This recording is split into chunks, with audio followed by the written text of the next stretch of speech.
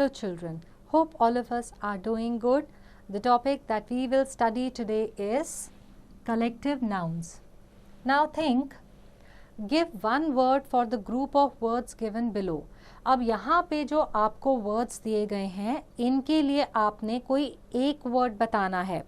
For example, a group of soldiers, इसका एक single word क्या हो जाएगा? Battalion. इसी तरह से आप बाकी के जो ग्रुप ऑफ वर्ड्स दिए गए हैं उनका एक वर्ड बताएं. Let's do this.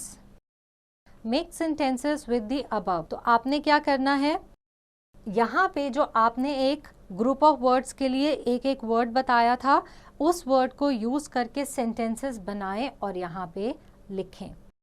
Let's read this. Collective noun.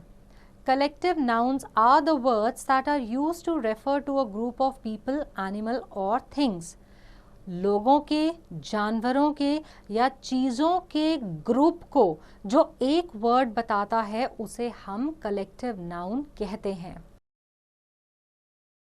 For example, team, class, family, nation, etc. A collective noun is treated as a singular noun. तो collective noun को हम एक singular noun की तरह ही treat करते हैं.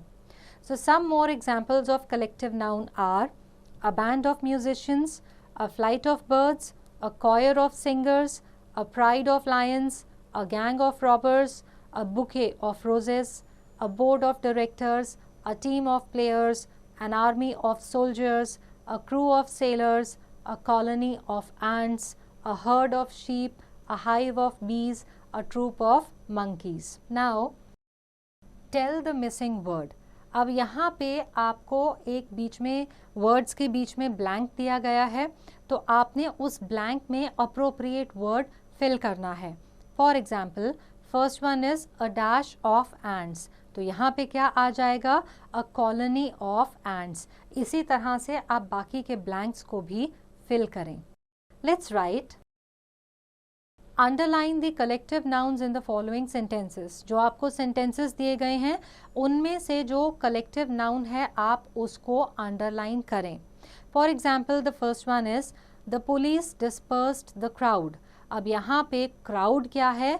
ये मेरा collective noun है. इसी तरह से और जितने भी collective noun इन sentences में दिए गए हैं उनको underline करें.